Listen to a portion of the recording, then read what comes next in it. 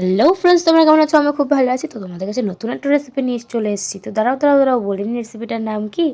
মাটার পনির। তো ফার্স্টে আমরা এখানে এই সাইজ করে টমেটো, তারপরে মটরশুঁটি সব ছাড়িয়ে নিয়েছি, দেখতে পাচ্ছ কেটে। এবার জল দিয়ে আমরা এটাকে সেদ্ধ বসিয়ে দেবো।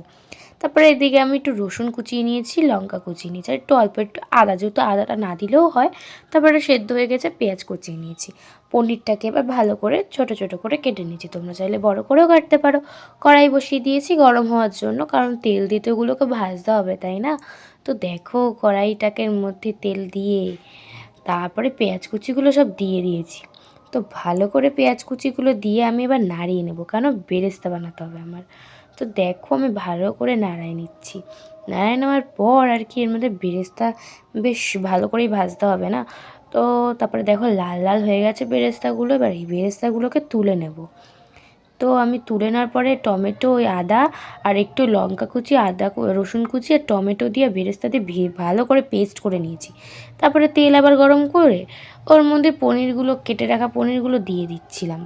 দিয়ে ভালো করে যেহেতু ভাজতে হবে, তোমরা গোটা পনিরটাকেও দিয়ে তারপরে ভেজে কাটতে পারো। তারপরে আমি এখানে রসুন আর লঙ্কা কুচি ফোড়ন দিয়ে কিছুক্ষণ পর মশলা দিয়ে দিয়েছি। তারপরে মশলাটাকে ভালো করে কষানোর পর একটু লবণ, হালকা মানে স্বাদ অনুযায়ী লবণ, তারপরে একটু হলুদ গুঁড়ো, তারপরে চিনি, কাশ্মীরি লঙ্কার গুঁড়ো দিয়ে আমি ভালো করে মশলাটাকে কষিয়ে নিচ্ছি। কষানোর উপরে যেহেতু সব রান্না নির্ভর করে, তাই জন্য দেখো ভালো করে আমি এই দিক থেকে ওই দিক থেকে কাচিয়ে এনে ভালো করে মশলাটাকে কষিয়ে নিচ্ছি। তো চিনি দেওয়ার পরে দেখো ভালো করে কষিয়ে নিয়েছি। তারপরে কষিয়ে নেওয়ার পর আমি এর মধ্যে একটু দিয়ে দেবো জল। একটু অল্প পরিমাণে জল দিতে হবে, কারণ পরে তো আর জল দেওয়া যাবে না, এটা বেশ মাখো মাখো টাইপের হবে। তারপরে দেখো জল দিয়ে ভালো করে এখান থেকে ওখান থেকে নাড়িয়ে নিচ্ছি, গুটিয়ে নিচ্ছি।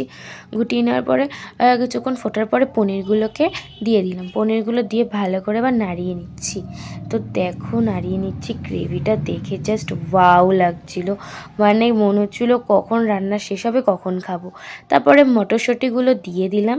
তো মটরশুঁটিগুলো দিয়ে আমি দেখো ভালো করে নাড়িয়ে নিচ্ছি।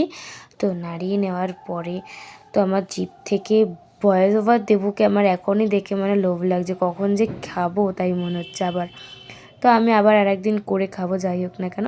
তারপর এটা ফুটছে, দেখো এদিকে ধনেপাতাগুলো কুচিয়ে নিয়েছিলাম, সেই ধনেপাতাগুলো আমি দিয়ে দিলাম। তো ভালো করেই ধনেপাতা দিয়ে আমি এবার নাড়িয়ে নিচ্ছি। দেখো পুরো গ্রেভিটা জাস্ট ওয়াও লাগছিলো। ভালো করে আর কি কষিয়ে নিয়েছি। তো আজকের ভিডিওটা এই অবধি। তোমাদের কেমন লাগলো অবশ্যই কমেন্ট করো। তো টাটা, সবাই ভালো থেকো।